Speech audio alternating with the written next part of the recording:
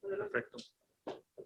Bueno, ahora vamos a hablar sobre una técnica de exploración, una técnica combinada entre el anestesiólogo y el otorrinolaringólogo. Es una técnica que se llama endoscopía de sueño inducido. Las siglas de eso es en inglés es DISE o Drug Induced Sleep Endoscopy. Le puedes decir somnoendoscopía o endoscopía de sueño. Bueno, hay múltiples maneras de mencionarlo, ¿verdad? Obviamente, como lo hemos dicho, todo esto es porque hemos cometido muchos errores y yo me incluyo, y por eso tenemos que optimizar nuestros resultados. Todos los datos que encontramos en una enfermedad tan compleja como la apnea son muy importantes, todo lo que encontremos. Ya hablamos de las presiones del CPAP, ya hablamos de los motivos de consulta, ya hablamos del índice de apnea. Bueno, ahora vamos a ver sobre lo anatómico que en una endoscopia de sueño podemos encontrar.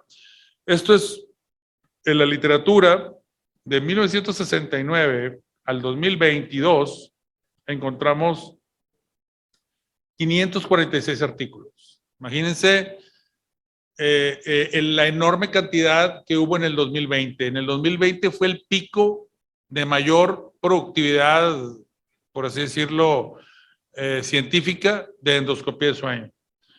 Esta técnica apareció por primera vez reportada en el 78 por unos doctores en el Bronx que hicieron una endoscopía en un paciente dormido, pero en aquella época no había fibra óptica, lo hacían con endoscopios con luz normal, entonces nada más tenía unos pocos segundos para hacer la exploración porque se calentaba el foco, entonces podían quemar al paciente. Entonces, así eran las endoscopías en aquella época.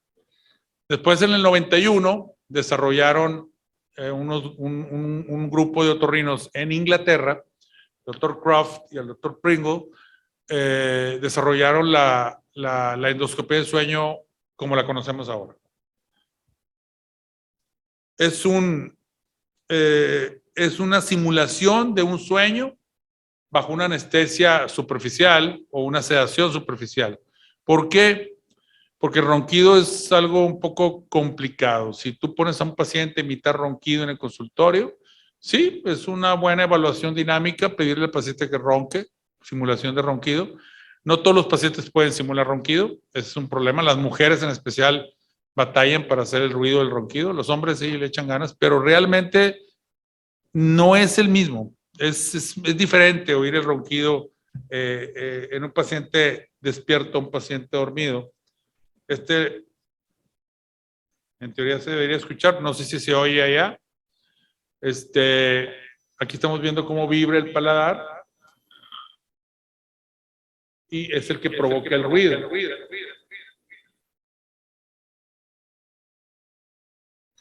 Los diferentes sonidos del ronquido lo provoca la vibración.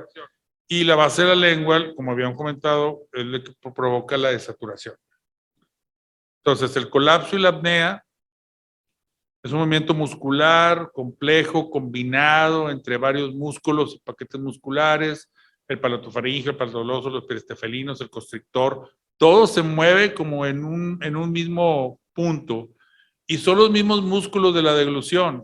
Entonces tenemos que ver cómo corregir el colapso sin alterar la deglución del paciente, que ese es el punto de investigación que estamos ahorita metiéndonos, hacer una interrelación entre los movimientos deglutorios del paciente y los movimientos en la noche del colapso, ¿verdad? Entonces, según los estudios y según la literatura, hemos descubierto que hay varios niveles de obstrucción. El más común es el colapso de paladar. Después llega el multinivel, la combinación de obstrucciones. Después, la base de la lengua.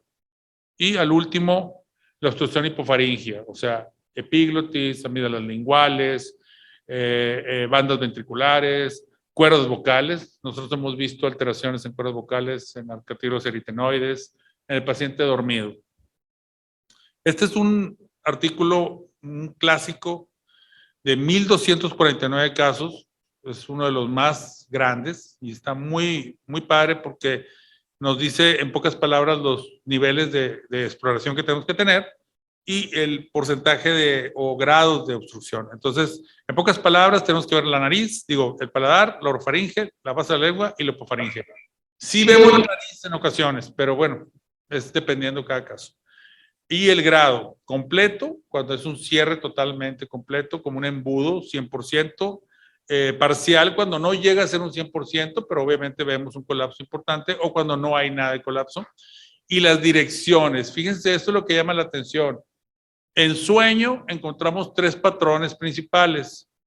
El anteroposterior, con un juego lateral en ocasiones leve, con sus variaciones. El lateral, que es una obstrucción lateral completa. Y el mal dicho concéntrico, porque pues aunque parezca que es concéntrico, no puede ser concéntrico porque la pared posterior no tiene movimiento. Entonces, es un 50 y 50, por así decirlo, es un anterolateral con un movimiento al mismo tiempo y por eso da la imagen como de embudo. Pero está mal dicho que sea concéntrico, pero bueno, ya quedó en eso. Lo que nos llama la atención es que no sé si aquí haya alguien o otorrinos metidos en deglución.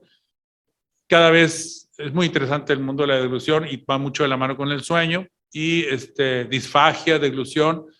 En el Congreso de León vamos a meter varios temas de disfagia porque el paciente de disfagia va con el otorrino y tenemos que hacer endoscopía de deglución. Bueno, los patrones de deglución son básicamente los mismos que los patrones de colapso de sueño.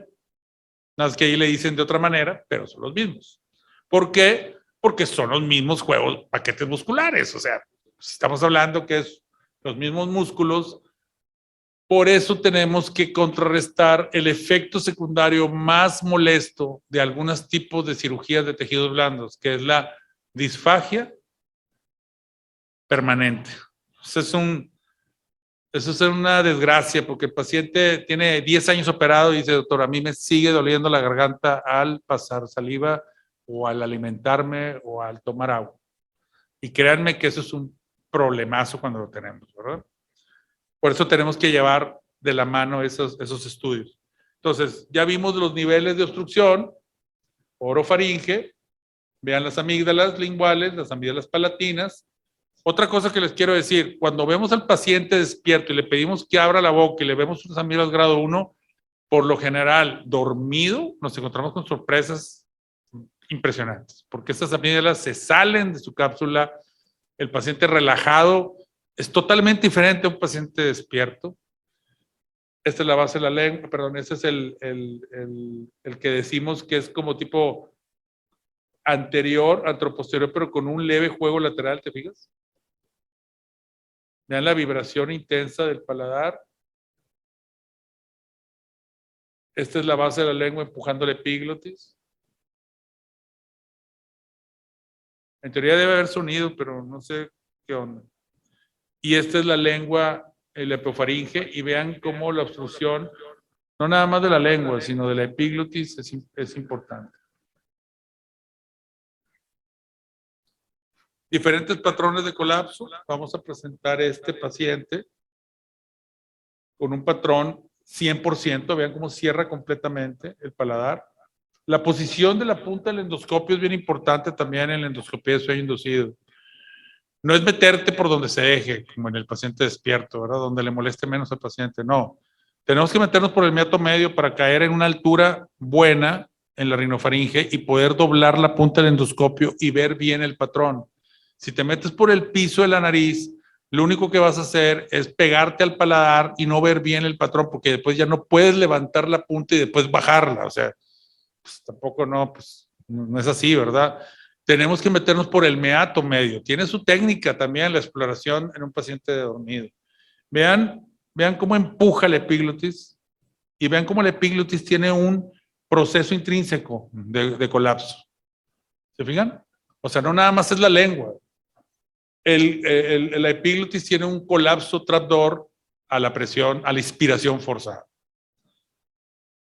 Roncar es diferente a la apnea, claro. No sé si se vaya a oír, porque aquí es importante el sonido, señores, a ver si se puede que se oiga. En esta diapositiva vamos a ver cómo el colapso es el flutter palatino, es el que hace el ruido, ¿verdad?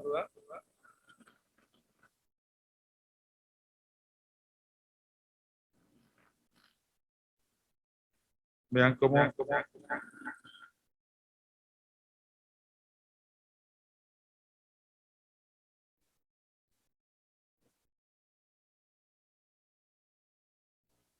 los síntomas. Este paciente es un comparativo. Este me gusta presentarlo porque es un comparativo entre dormido y despierto. Vean cómo es diferente la vía aérea entre un paciente dormido y despierto.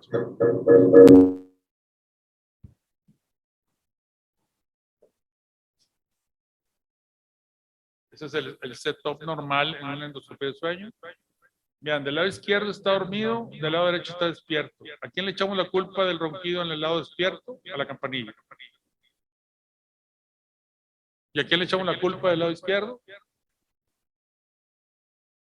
A las amígdalas, a la pared lateral.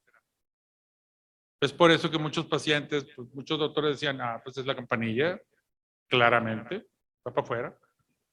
Y vean cómo se ve, parece que son dos personas diferentes.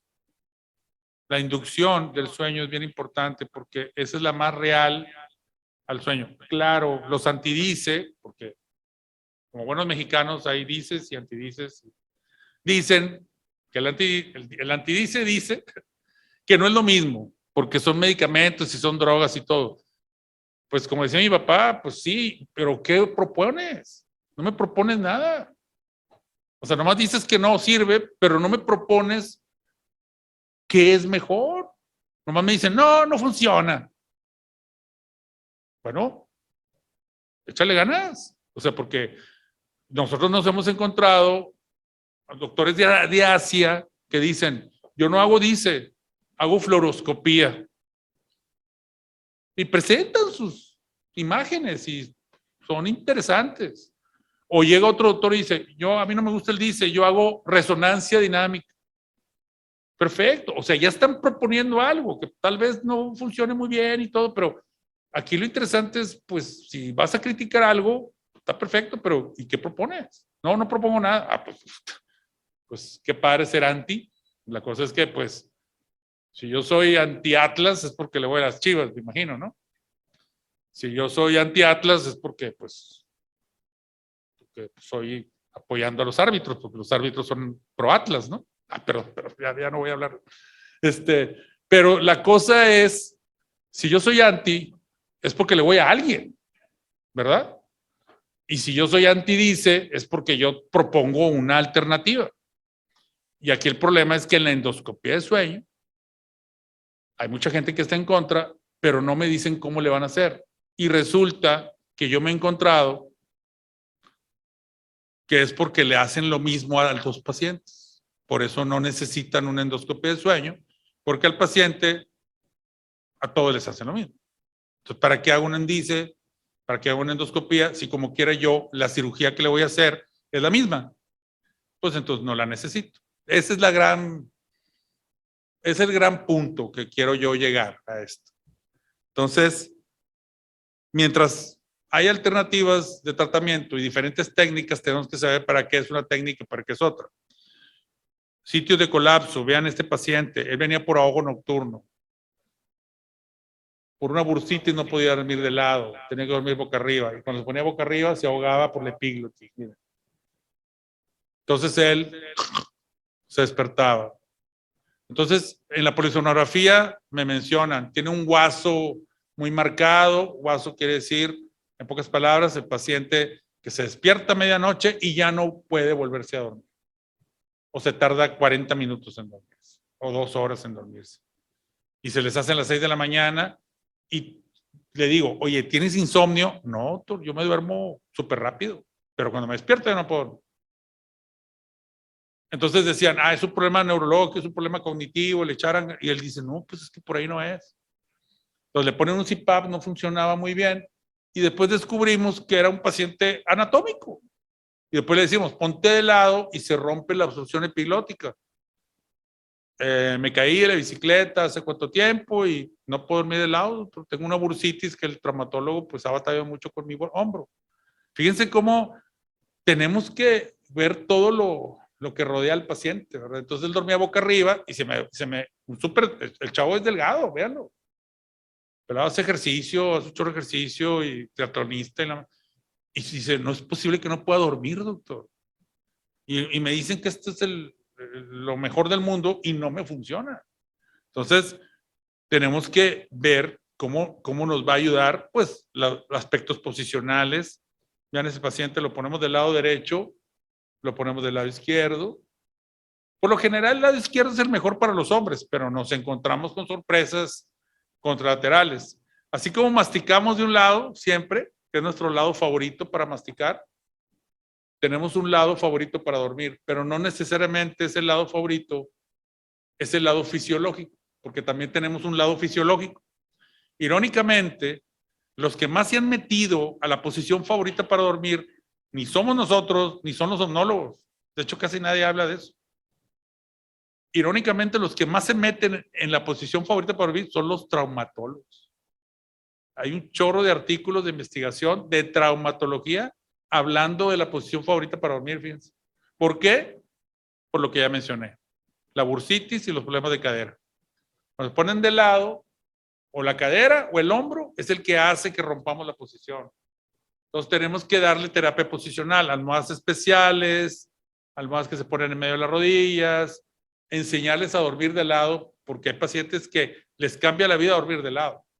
Entonces, tenemos que ver cómo ayudarle y resolver el problema al paciente, porque se nos olvida que estamos para resolver problemas al paciente. ¿Quién es el que le va mejor en el consultorio? Pues el que resuelve más. Entonces digo, oye, ¿por qué este güey tiene tantos pacientes y por qué aquel tiene tan poquitos? Porque resulta que el que tiene muchos es muy buen clínico. O sea, en pocas palabras, sí cura la gripa. O sea, sí cura a lo que va el paciente. El que no aliviana al paciente, entonces se nos olvida que tenemos que resolver el problema al que fue al consultorio y después vamos a estar como en el taller mecánico, porque pues llegas al carro y te le encuentran un chorro de cosas y resulta que ya le están arreglando muchas cosas y resulta, oye, pues yo vine porque estaba un foco prendido y ahora resulta que me tienes que cambiar las llantas y todo. Tristemente, así estamos muchos doctores y eso no puede ser. Estamos perdiendo el meollo del asunto. En la endoscopia de sueño invito a mis amigos odontólogos, a mi socio odontólogo de sueño, tengo 2 socios. Entonces, cuando yo le digo al paciente, te voy a poner un dispositivo para ver si funciona, hacemos el comparativo. Ahí en teoría debería oír también, pero bueno, con el dispositivo oral, el paciente disminuye el ronquido, sube todo. Bueno, ahí está equivocado, le pusieron al revés con y sin. Bueno, está al revés, disculpen. El del lado derecho es con el dispositivo y el del lado izquierdo es sin el dispositivo. Y vean cómo mejora la oxigenación ahí. Y acá a este lado pues está inestable. Vean cómo vibra el paladar y de este lado pues está más abierto, ¿verdad? Entonces en este paciente descubrimos que el dispositivo oral le ayudó al paciente y es otra opción terapéutica que le vamos a ofrecer al paciente, no nada más operar. La endoscopia de sueño no nada más es para operar, también es para encontrar factores que podemos corregir. Esta es una endoscopia de sueño que hicimos antier, pero me llamó la atención porque vean cómo es una lateral, es una epiglotis. De hecho, es de las más complicadas esas porque son las que cierran lateral y por lo general posicionalmente no mejoran. Entonces, ¿por qué es importante también ver, por ejemplo, la presión máxima crítica de colapso? Porque toda la bronca de la cirugía de sueño es disminuirlo. Si nosotros disminuimos la presión de colapso, 3 o 4 puntos, y el paciente ya no requiere CPAP, pues ya lo arreglamos. Y si le echamos ganas con la dieta, y le echamos ganas con el ejercicio, y el paciente ya se siente bien, te apoyas con un buen nutriólogo, con un buen internista, empieza a manejar el tratamiento que todos sabemos que cada vez son mejores para controlar el apetito, el ejercicio. Estamos matando 2 pájaros de un tiro y ya le corregimos el problema al cual fue al consultorio. Doctor, me hago en la noche Y me dice mi esposa que ronco y que me quedo sin respirar. Y el CPAP no me funcionó. ¿Qué vamos a hacer? Nosotros somos los que le damos la alternativa, ¿verdad? Entonces, fíjense, la evaluación del PICRIT. La terapia CPAP disminuye la presión. Para mejorar el colapso faríngeo, necesitamos bajar entre 3 y 4 puntos de PICRIT. Los dispositivos orales, la terapia posicional, como ustedes vieron ahorita, la cirugía de la vía aérea superior en todos sus aspectos, en las mejores manos del mundo pueden ser entre 2 y 4 puntos de PICRIT. Es un chorro, ¿eh? Pero estamos calculando el PICRIT así como que medio, todavía un poco primitivón, porque todavía no tenemos una herramienta clínica perfecta, pero nos está funcionando. ¿Por qué? Si tenemos un paciente que llega y me dice, doctor, este es el CPAP, ya no lo quiero usar. ¿Me puedo operar? ¿Soy candidato? A ver, vamos a ver. Lo revisamos, índice de masa corporal, abdomen, cuello. ¿Qué presiones utilizas? Ahí entra ya el toque, señores. Ahí es donde ya entra el médico, el cirujano. Entonces le dices, échame tu CPAP, vamos a leerlo y vamos a ver cuál es la presión que tú usas normalmente. Y vemos que el percentil de este paciente es 12. Y nosotros lo operamos y le bajamos 4 puntos. ¿Ya está arreglado? Ese paciente le va a ir muy bien. Claro, pidiéndole que el paciente siga los lineamientos y la única garantía de éxito es que no suba de peso, porque si el paciente se me va a 40 índice de masa corporal, pues aunque le hayas hecho la mejor cirugía del mundo, pues no va a estar bien, ¿verdad? Pero si el paciente trae un uso de presión de 16 y tú le bajas 4 puntos, pues él sigue teniendo colapso, sigue teniendo apnea. Claro, la literatura dice que si le bajas la mitad de las apneas está curado, pero tú quiero que le expliques a un paciente que le bajaste la mitad de las apneas y que sigue roncando. Nadie habla del ronquido. Ahora ya estamos regresando a hablar de ronquido en los foros internacionales. No sé si se han fijado, bueno, los que están metidos aquí, que cada vez hay más temas hablando del ronquido. Pero hasta hace unos años, tú le decías a un doctor en un foro internacional y el paciente roncaba, sí, eso no es importante. Espérame, ¿por qué fue el paciente consultorio? No, el motivo de consulta no es importante. Así me contestaron una vez. Yo, ¿por qué? Bueno, medicina socializada. Solo les enviaban los pacientes que no usaban el CPAP. Pero en una clínica privada, en un consultorio privado de otorrino, ¿cuál es el motivo de consulta que ustedes creen que es el más común? Ronco. Y mi esposa tiene una alteración, o mi esposo, mi pareja de cama, tiene una alteración que hace que cualquier sonido lo despierte. Porque sí hay personas que oyen una moto a 2 cuadras y se despiertan. Y hay otros que puede estar el mariachi ahí adentro y no se despierta. Así pasa. Entonces digo, te tocó perder con tu pareja de cama porque tú roncas y la chava no puede oír nada. Entonces vamos a ver cómo podemos ayudarle a que se corrija esto. Entonces, bueno, esto ya habíamos comentado, cómo se puede evaluar el PICRIT, es 5 inspiraciones para inducir el colapso, ya que están viendo el colapso, bajamos la presión de CPAP, medio punto, para ver hasta dónde llega el colapso a aparecer.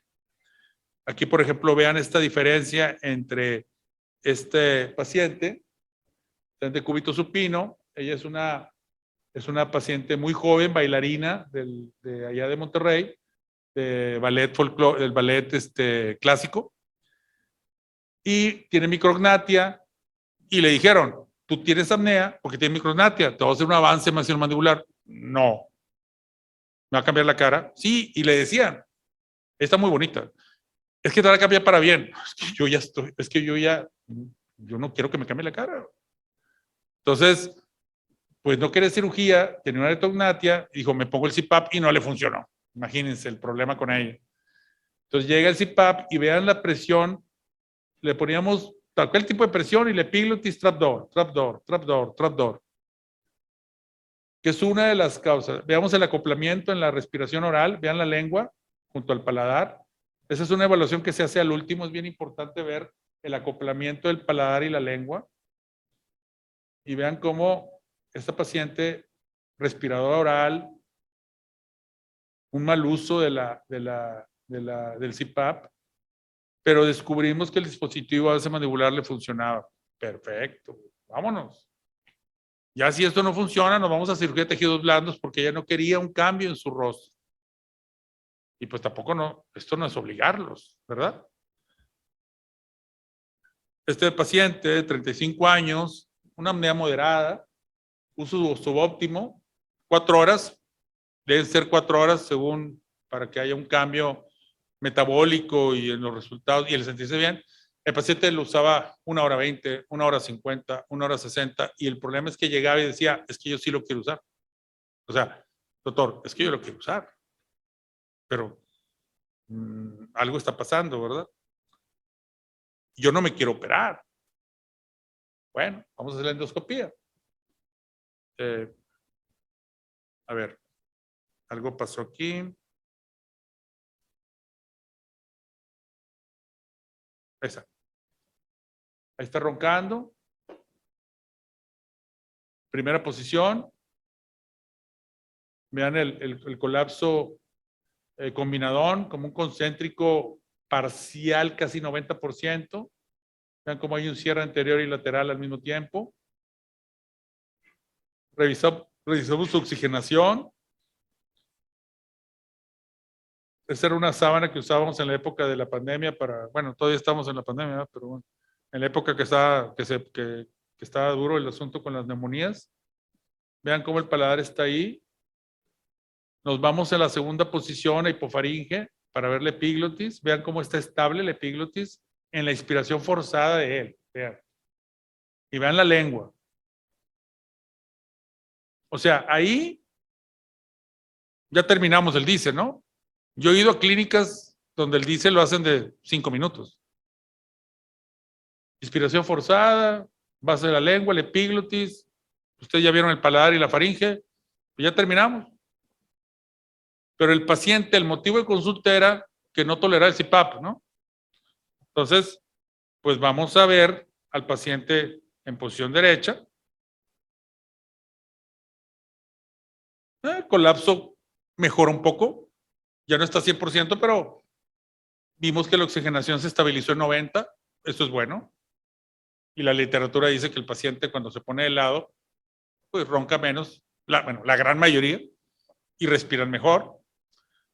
Hay 2 maneras de poner al paciente en posición lateral, sino la pura cabeza o todo el torso. Eso depende mucho también del paciente y preguntarle cómo duerme. Hay personas que en la misma endoscopía de sueño se acomodan solitos, como queremos, y la otra posición se incomoda. Ahora nos vamos a la posición derecha. Bajó un poco la saturación. Fue más forzada para él, o sea, él no estaba en buena posición, no estaba cómodo. Y vimos cómo se abría el espacio un poco.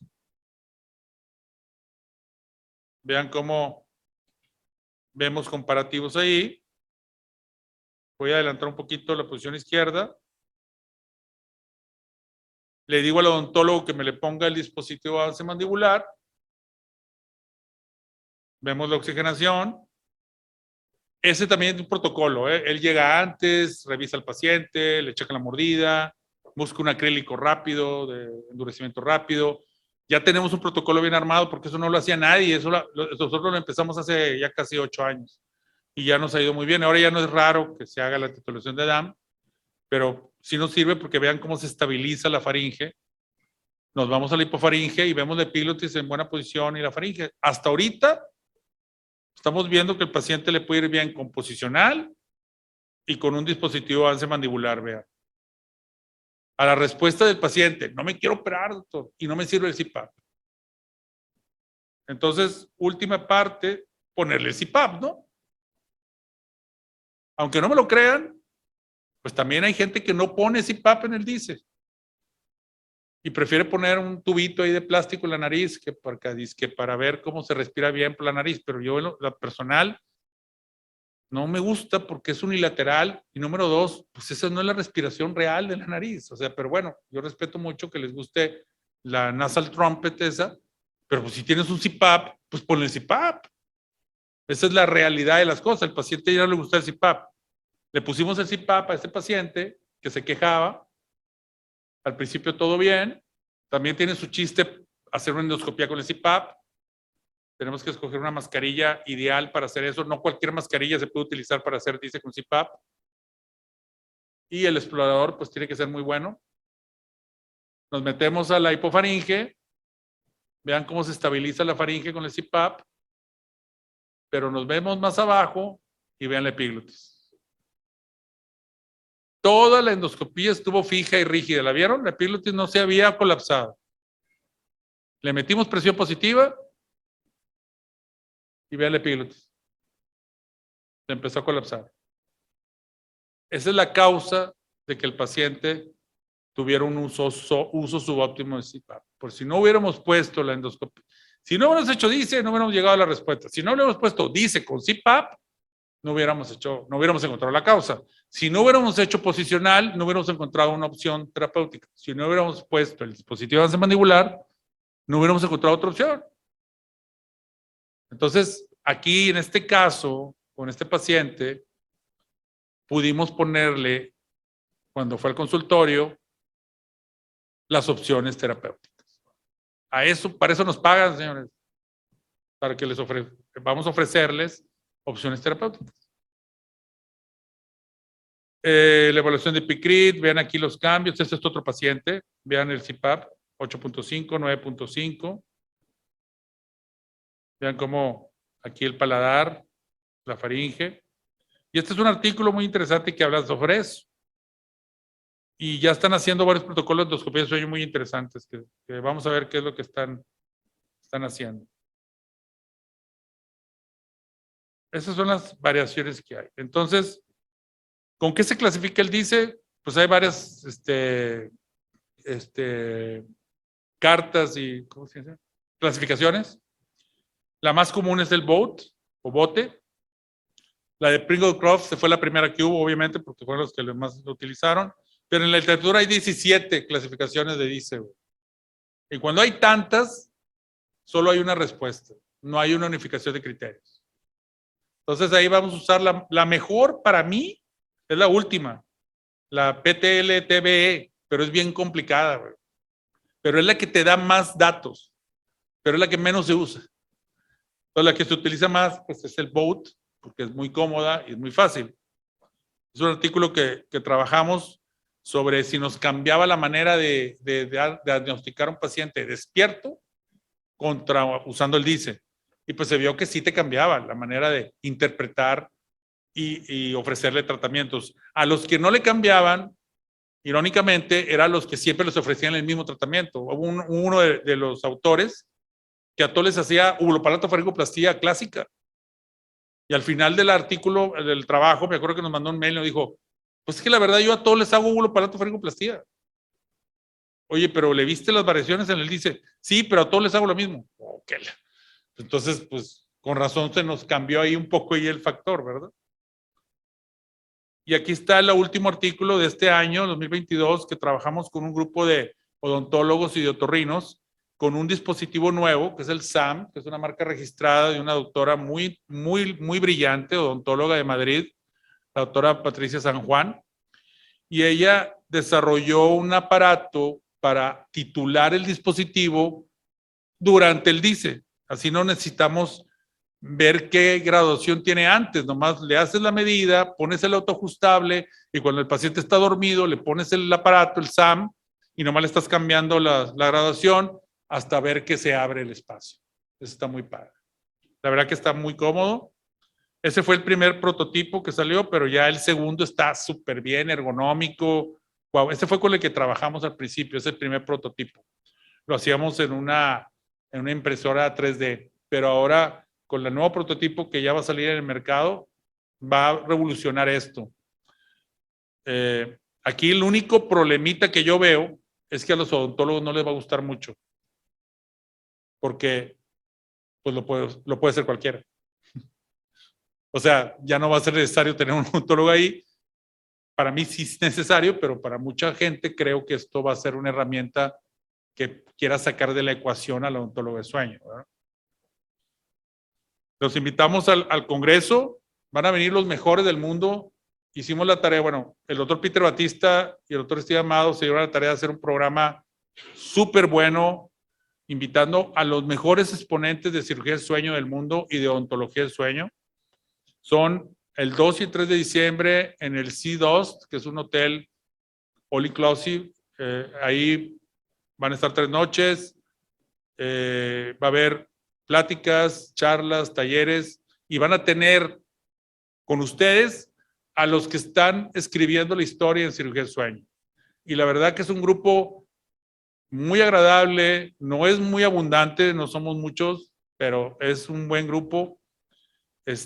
Y bueno, estos son nuestros actuales fellows que están con nosotros, que aquí andan, son los que están dormidos allá en las últimas mesas. Y muchas gracias por su atención.